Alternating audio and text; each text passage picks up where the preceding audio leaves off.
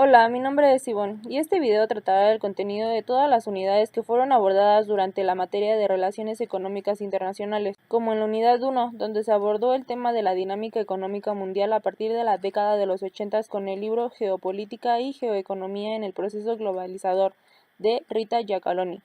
La unidad 2, Tendencias económicas mundiales, globalización y liberación económica en el libro Estados Unidos contra el mundo, Trump y la nueva geopolítica de Kazan Castorena. Unidad 3, Postura de los agentes económicos a nivel internacional con el libro Una ética mundial para la economía y la política de Hans Kuhn. Y finalmente, en la unidad 4, con el tema Perspectivas de las relaciones económicas internacionales en el siglo XXI. Unidad 1 del libro Geopolítica y Geoeconomía en el proceso globalizador de Rita Giacalone.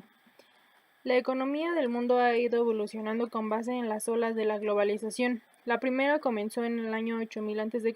y terminó en el siglo XVII con la Revolución Industrial. Aquí las personas vivían en grupos a menudo migratorios y se alimentaban de frutos silvestres, la caza, la pesca o la ganadería. Se inició la Revolución Agrícola, que progresó lentamente por el planeta, difundiendo poblados, asentamientos, tierras cultivadas en un nuevo estilo de vida para la época. La segunda ola nace en la Revolución Industrial con un impulso imperialista. El aumento de la fabricación masiva de productos, las nuevas élites industriales necesitaban mercados mayores y nuevas salidas a la inversión.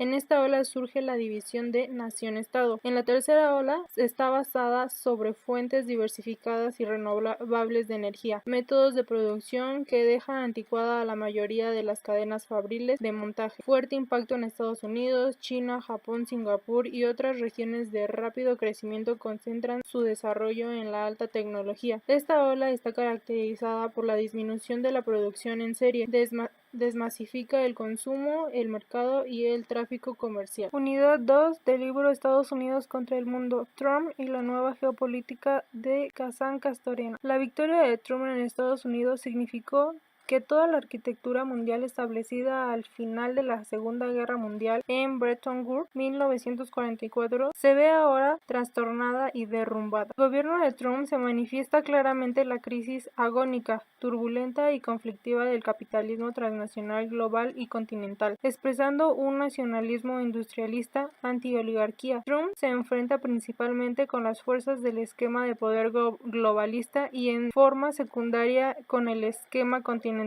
establishment del Partido Republicano, con quienes acordó una coalición de gobierno para garantizar su gobernabilidad. Esto obstaculiza la posibilidad de exportar la crisis, que tiende a profundizarse a lo interno de Estados Unidos de América. Lo anterior se observa en la posición de Trump frente a los grandes tratados comerciales. Su primera medida fue la salida del TPP en búsqueda del desarme del diseño geoestratégico globalista de su predecesor Obama. A la par, no dejó de avanzar en la renegociación del Telecán, en pos de la relocalización en territorio estadounidense a las grandes transnacionales. Cada vez resulta más evidente que el capitalismo actual no está en condiciones de generar ni remotamente un ciclo expansivo en el ámbito de la producción. Las repentinas caídas de valores estrella en la bolsa de Nueva York, como lo son de Facebook, Google, Uber, Amazon, todas empresas de punta del globalismo que operan con capital deslocalizado fuera de Estados Unidos y con sus inversiones concentradas en China.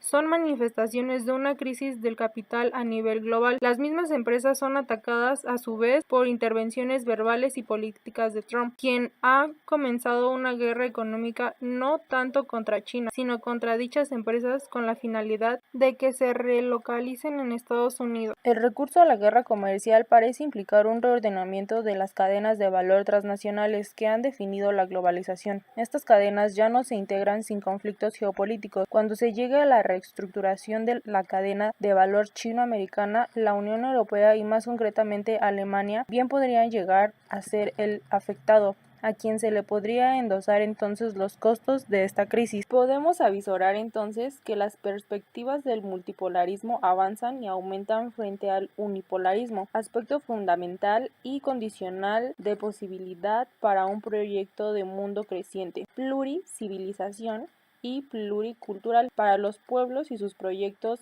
de emancipación, justicia e igualdad. Unidad 3 del libro Una ética mundial para la economía y la política, de Hans Kuhn. Una ética mundial para la economía y la política no pretende valorizar aspectos relacionados con la moral. Al contrario, representa una invitación a reflexionar sobre las experiencias del pasado y cuestionarnos sobre la posible creación de un nuevo orden mundial en el siglo XXI. En el ámbito de la política como en el de la economía, sin olvidar los nexos con los aparatos tecnológicos, culturales y sociales, las indagaciones del autor apuntan a un nuevo sentido de la responsabilidad.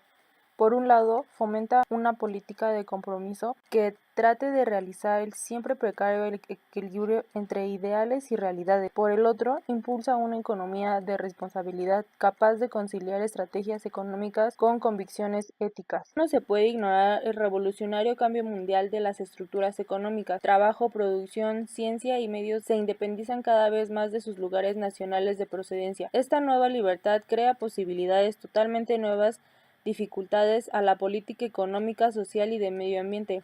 La interconexión global del mundo afecta solo a determinados ámbitos de la vida y a otros no. La distinción entre deberes jurídicos y éticos tienen su importancia para una distinción más precisa entre el ámbito del derecho y el de la ética, con muchas implicaciones para la realización de los derechos humanos. El hombre tiene derechos fundamentales. En correspondencia con ello existen deberes tanto del Estado como de los ciudadanos de defender y respetar esos derechos. El hombre tiene al mismo tiempo deberes originarios inherentes a su misma persona, que no están fundamentados en el género de los derechos. Se trata de deberes éticos, no fijados jurídicamente. Nos referimos a la ética, como la costumbre, la conciencia o el corazón. Existen también deberes éticos originarios, deberes perfectos o deberes en sentido estricto, deberes jurídicos, respetar la libertad de conciencia y religión, deberes que el Estado ha de urgir y cuya lesión debe castigar, deberes imperfectos o deberes en sentido amplio, deberes éticos, los deberes en conciencia, amor, humanidad, que dependen de la convicción personal y no pueden ser urgidos por el Estado. Si lo hiciera, se convertiría en un estado totalitario de coacción. Teniendo en cuenta lo anterior, es importante darle un sentido a la responsabilidad política, en el precario equilibrio de ideales y responsabilidades, que la economía de responsabilidad es capaz de conciliar estrategias económicas y convicciones éticas para un mejor desarrollo de los estados, en el cual el cambio de mentalidad supone un reto en la actualidad, pues se deben contemplar varias perspectivas. Unidad 4 con el tema Perspectivas de las relaciones económicas internacionales en el siglo XXI. La globalización económica representa el triunfo del modelo liberal capitalista a escala mundial y consecuentemente la victoria definitiva del mercado sobre otros modelos o formas político-económico y por tanto sus ventajas, virtudes y defectos. No sería del modelo económico si no son parte de la globalización como concepto. Ello ha venido a blindar de alguna manera las deficiencias del modelo económico, asociando las responsabilidades de lo bueno y lo malo, y a un concepto y no a una forma.